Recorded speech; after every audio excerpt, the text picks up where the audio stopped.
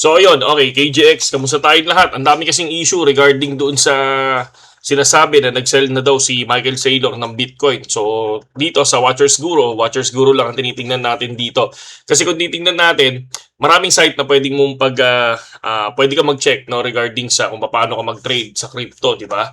So syempre nandoon yung mga susunod, italakay natin yung mga website na yun, mga kapatid. So, ito, sabi niya, no, Michael Saylor says, there is no truth to rumors of strategy selling Bitcoin. Okay? So, kung titingnan natin, wala talaga. Kasi ito, napaka-bullish na tao niyan. Pero, ako, isa sa tinitingnan ko rin, syempre, Fear and Greed Index. So, kung mapapansin natin, extreme fear, no? Kahit na bumabagsak na yung value ni BTC, still extreme fear pa rin sila. So far, ang ginagawa ko ngayon, ako, nag-short position ako kay BTC and Ethereum. Nag-short position na ako dyan. So, pakita ko lang sa inyo bago tayo dyan sa may ano natin. Bakit tayo nag-short position? Okay, paliwanag ko lang mamaya. So, tingnan lang natin. Tsaka makikita nyo yung mga short ko. So, BTC at 11%. Pero kung titingnan nyo ha. So, ilan ang margin? $5 lang. No? Kasi, ang gagawin ko dyan, magdi-DCA ako. Again, paano yung DCA na gagawin ko? Magsisimula ako sa $5. Kapag malapit na ako ma-liquidate, no? Ang liquidation price ko ay 98.7. So, pagdating ng 98.7, magpapalo ako dyan ng, pagdating ng 98,000, magdadagdag ako ng additional 10 USD. Kasi ang budget ko sa BTC ay 100 USDT to 150. So, ngayon nagsimula ako sa 5.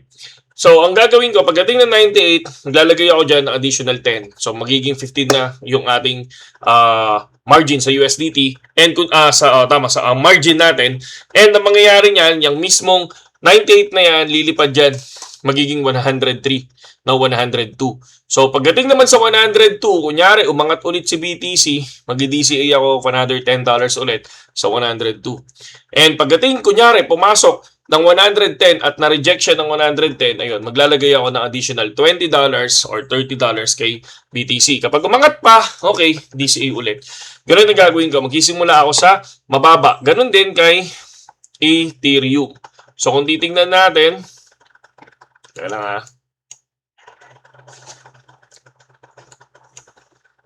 okay. So, ito yung mga in-open ko sa ngayon. So, tawag dito mga meme coin. So far, STRX. So, 20% nagpo-profit na tayo dyan. So, si SEC, so far, positive na tayo kay SEC or negative. Basta, umpisa pa lang naman yan. Then, Ethereum, 35% profit which is 89% kasi naka $5 lang tayo. So, yun lang ginagawa ko. And then ngayon, syempre, paano KGX sa pag lumalim na? Wala akong magagawa. Wala akong magagawa. So, pag lumalim siya, at nakakuha ako ng ay 200 pesos, wala akong magagawa. Pero kapag umangat yan, ayun, DCA. And then kapag biglang pumalo naman, biglang nag-short ang market, ayun, malaki yung profit na inaasahan ko, no? So, masyado lang akong talaga, no, kapag sa trading, masyado akong maingat. Again, makita ko sa inyo PNL ko, with the 30 days, we have 424 USDT, which is nasa 25,000 pesos yan in 30 days na to. Pero sa 14 days natin, sa 16 days natin dito, is nakaka $22 na tayo, 22,000 pesos na tayo dito. $28, lapit natin para makita ng madlang people. Ayan, 22.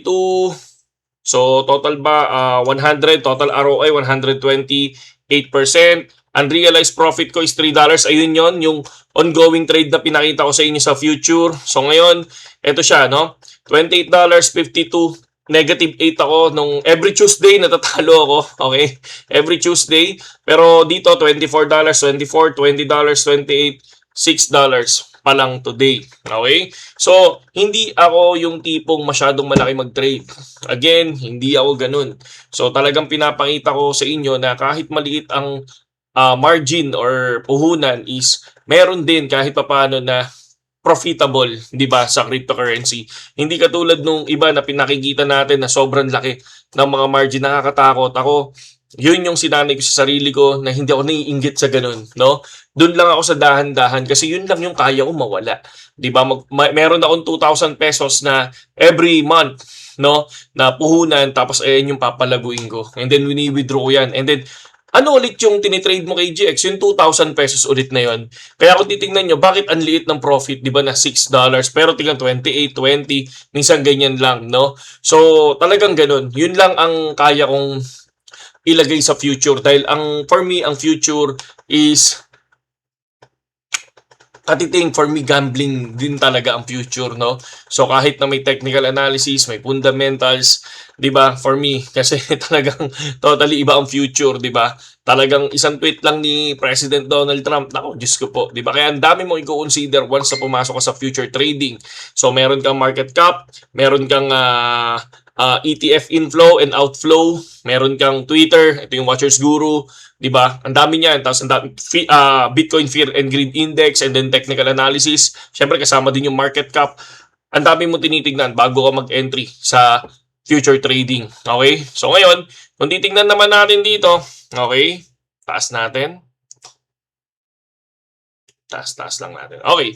So ngayon, pabayaan muna natin tong trade na to. So, punta muna tayo dun sa ating analysis. Check lang tayo. Spot. Spot tayo pupunta.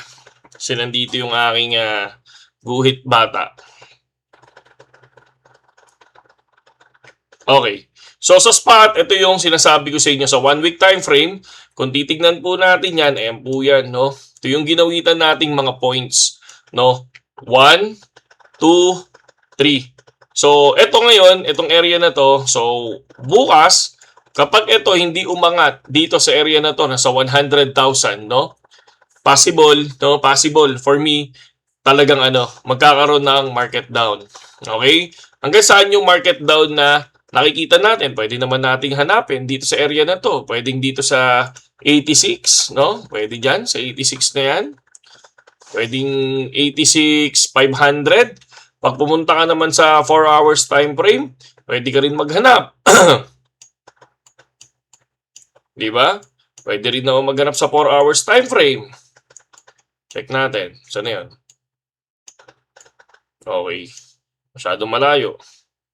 So, ayun yun. Ayun yung tinitignan na natin doon sa one day time frame. Pwede tayong pumunta ng 1 day time frame. So, eto siya. So, 97. Pwedeng pumunta ng, ayun, 94. Pwedeng pumunta din ng 94 muna. Yan. Yung area na yan. O, saktong-sakto. No? Tapos, meron dito 91. So, possible, may 91 na pwedeng puntahan at dito sa area na to, sa taas. Okay. So, hanggang 91. Pwedeng 91. Tapos sa may 1 week time frame, meron tayong nakita doon na 96. Ay, 86, di ba? So, yun lang mga kapatid, no? At pinakita ko naman sa inyo at in-explain natin kung paano ako mag-short position kay BTC. Ano to? Pag bumagsak, maliit ang profit. Sobrang liit, bariya lang. Pero kapag umangat pa rin si BTC, may chance mag-DCA. Okay? And then umangat ulit, may chance mag-DCA. And then pag umangat ulit, may chance mag-DCA. Hanggang sa, kasi habang nag-DCA ka naman, lumalapit naman yung ROI mo eh. Okay? So, yun lang KJX at saludo sa inyong lahat.